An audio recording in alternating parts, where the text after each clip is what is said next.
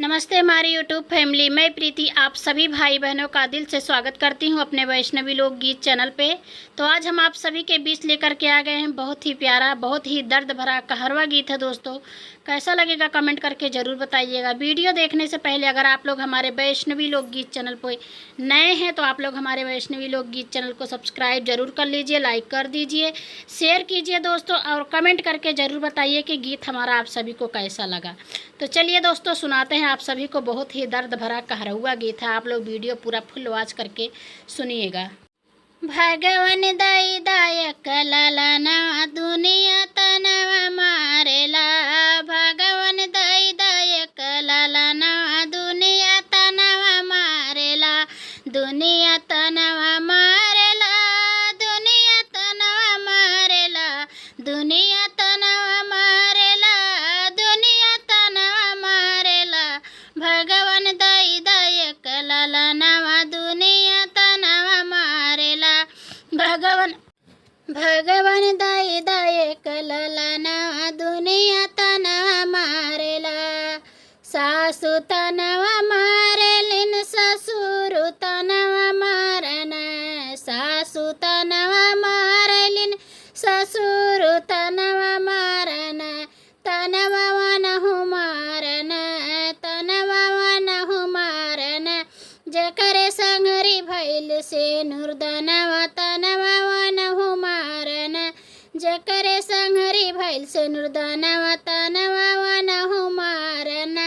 भगवन दई दायक ललनवा तनवा दुनिया मारेला, भगवन दई दायक ललनवा तनवा दुनिया मारेला, तनवा दुनिया मारेला, तनवा दुनिया मारेला, भगवन दई दायक ललनवा तनवा दुनिया मारेला, भगवन दई दायक ललनवा तनवा दुनिया मारेला, जेठ मारतनवा जेठानी मारतनवा, जेठ मारतनवा जेठानी मारतनवा, तनवा वनहु मारन, तनवा वनहु मारन, जकरे संघरी लेहली सात फेरवा तनवा वनहु मारन, तनवा वनहु मारन, जकरे संघरी भैल से नुरदनवा तनवा वनहु मारन,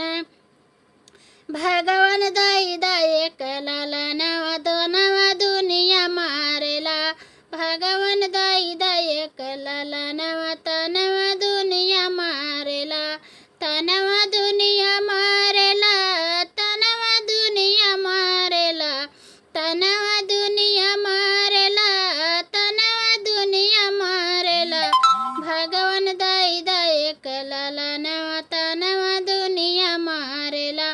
भगवन दई दायक ललनवा तनवा दुनिया मारेला, ननद मारे तनवा नंदोई मारे तनवा, ननद मारे तनवा नंदोइया मारे तनवा, तनवा वनहु मारन,